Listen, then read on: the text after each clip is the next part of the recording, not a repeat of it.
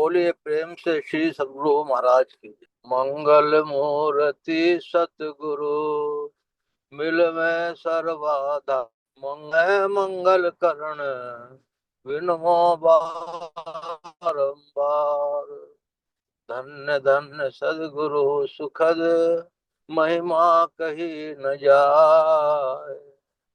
जो कछु कहूँ तुमरी कृपा मोते कछु न बसाए।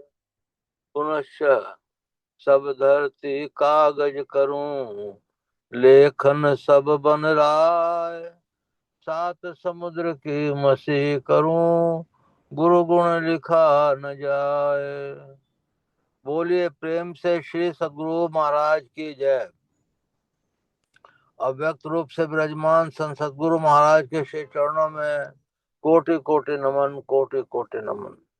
अव्यक्त रूप से विराजमान संत सद्गुरु महर्षि संत सेवी परम हंस जी महाराज के श्री चरणों में कोटि कोटि नमन, कोटि कोटि नमन। अत्यंत भाग्यशाली सदात्माओं, आप सबको सहस्त्र सहस्त्र नमन, सहस्त्र सहस्त्र। गुरु महाराज की असीम अनुकंपा है, बड़ी कृपा है और हम लोग बहुत सौभाग्यशाली हैं कि उनकी असीम अनुकंपा से ये 3 4 5 साल से सत्संग चल रहा है।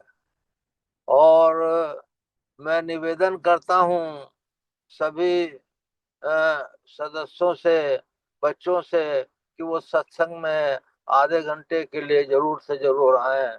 8 से 8:30 बजे तक सत्संग में आए।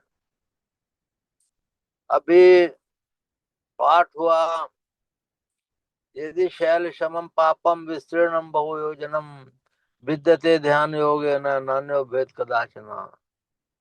फिर इसके बाद आया कि बाल का 1,000 1 लाख भाग किया जाए, उसका आधा जो भाग होगा वही नाद का स्वरूप होगा। कितना सूक्ष्म है, कितना चीज है। हम विषय की तरफ आते हैं कि सबकी मृत्यु निश्चित है। कोई भी ऐसा नहीं है जिसकी मृत्यु निश्चित नहीं है। फिर वो सब प्राणी भी सत्संग में रह करके भी और जो है और गुणों में माने काम क्रोध मद लोभ मात्सर्य इनको जीत नहीं पाते हैं।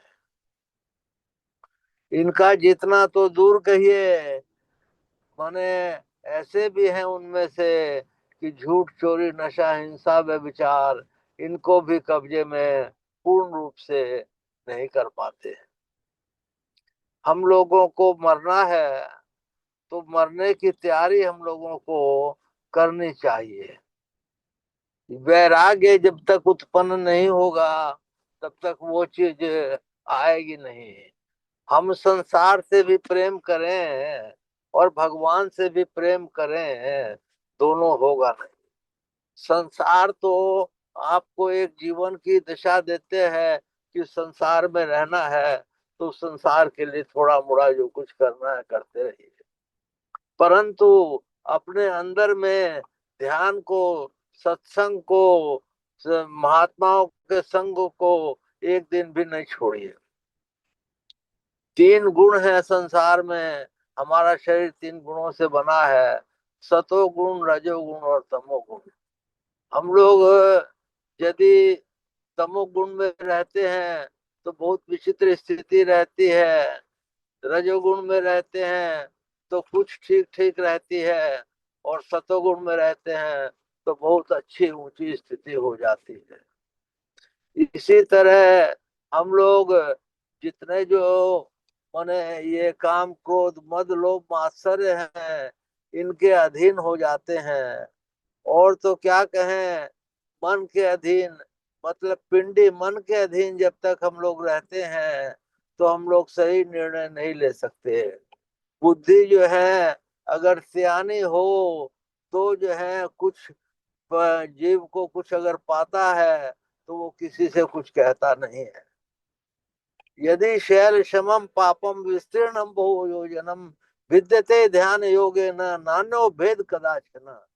यदि पहाड़ के समान कई योजन तक फैला हुआ पाप हो तो वो भी ध्यान योग से नष्ट हो जाता है।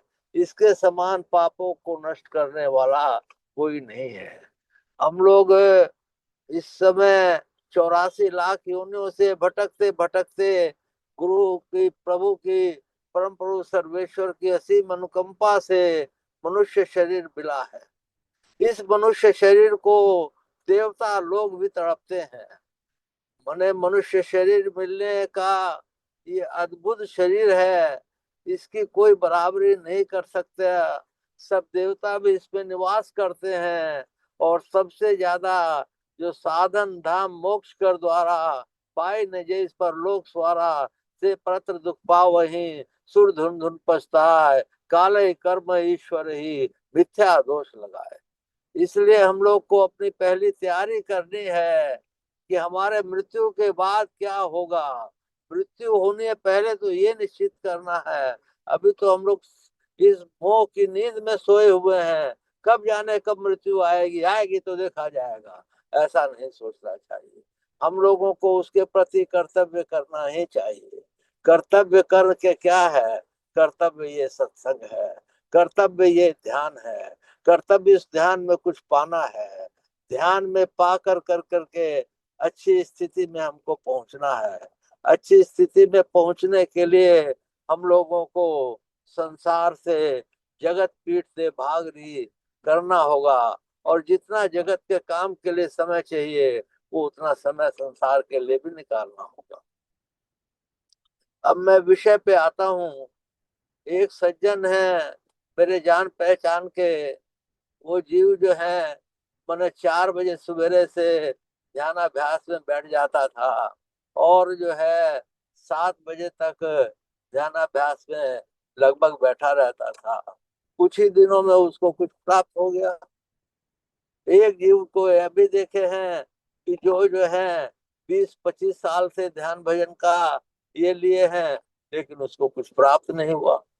क्योंकि माने जो अगर कमर कस कर कर कर करके ये नहीं बैठेगा, या जिसको श्रद्धा और विश्वास नहीं होगी, या जिसका चित्त जो है, मन जो है सशंकित रहेगा, दूसरे चीजों में घूमता रहेगा, तो उसको प्राप्त करने में दिक्कत होगी।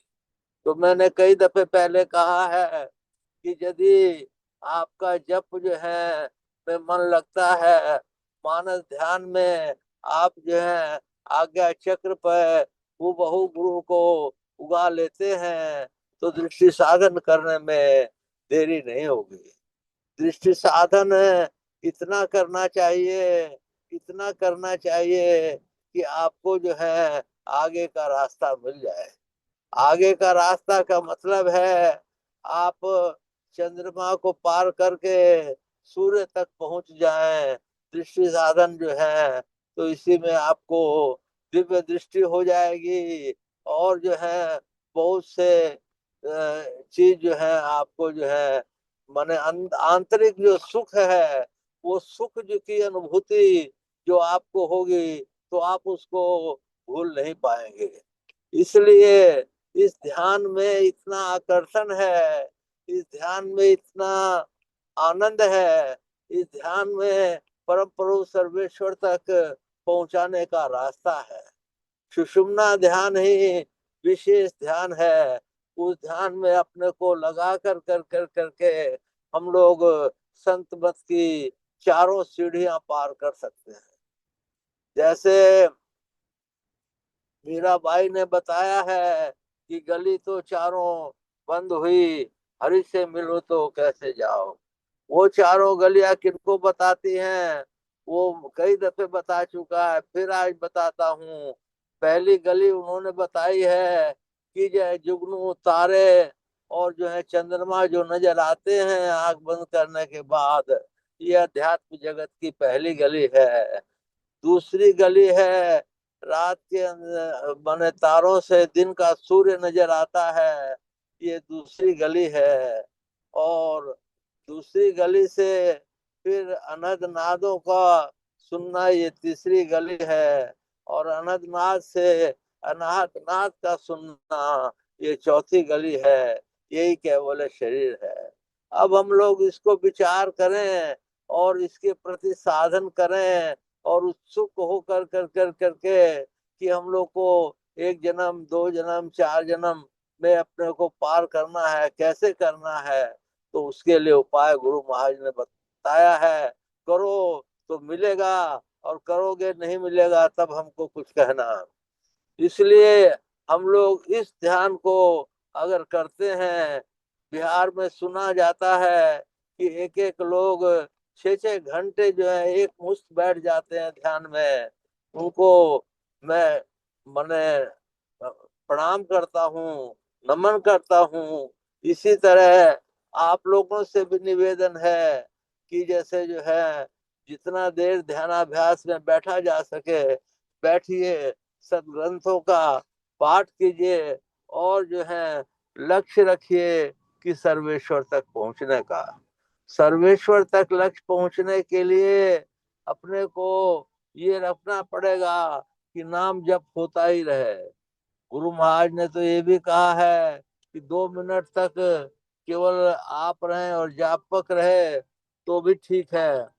नाम जप यदि होता रहता है तो उसमें आपको अंदर की बहुत संतुष्टि मिलती है और आपका काम क्रिया आगे बढ़ती जाती है। नाम जप के बाद हम लोग जैसे माने सहज दल कमल में पहुंचते हैं, तो सहज दल कमल तक ही पहुंच करके वहीं से जीव को लौटाया जाता है। उसके बाद यदि हम लोग त्रिकुटी में चले गए, सूर्य मंडल देख लिए, तो उसके बाद मतलब उसके अंत में कर्मों का नाश हो जाता है और कर्म ही जन्म मरण का कारण बनता है। इस तरह से हम लोग यदि दिन रात बहुत समय तक ध्यान करते रहेंगे तो हम लोगों का मन ध्यान में रहेगा, और बढ़ते समय ध्यान संबंधी चीजें जो हैं हमारे सामने आएंगी, तो हमारा जन्म सफल होगा। जन्म हमारा हमारा मनुष्य से और ऊंची श्रेणी में हमको मिलेगा। ये हम लोग को ध्यान करना चाहिए।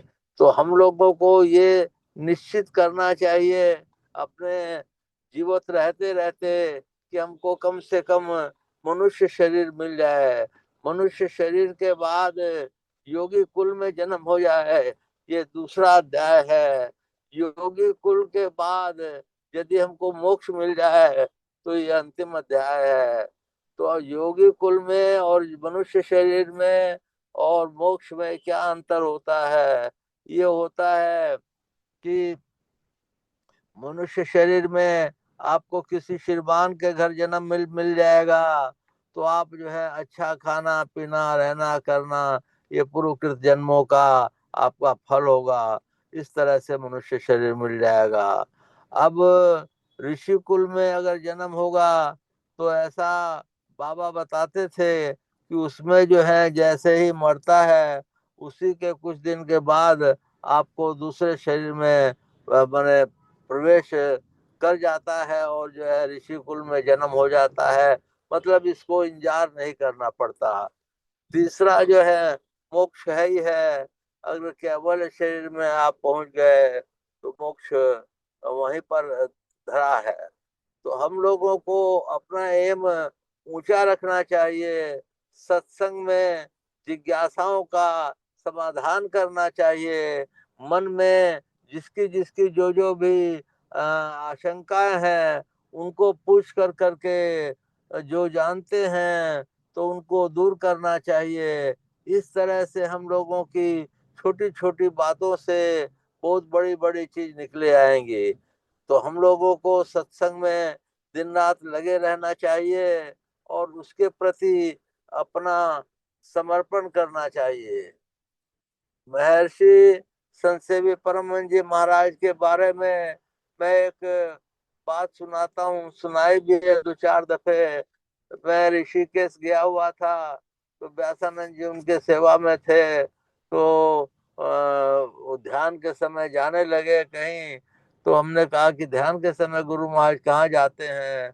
तो उन्होंने कहा कि व्यासानंद जी ने कहा इनको क्या ध्यान करना है, ये तो संसार को दिखाने के लिए ध्यान करते हैं, हमेशा ही तो उच्च अवस्था में रहते हैं।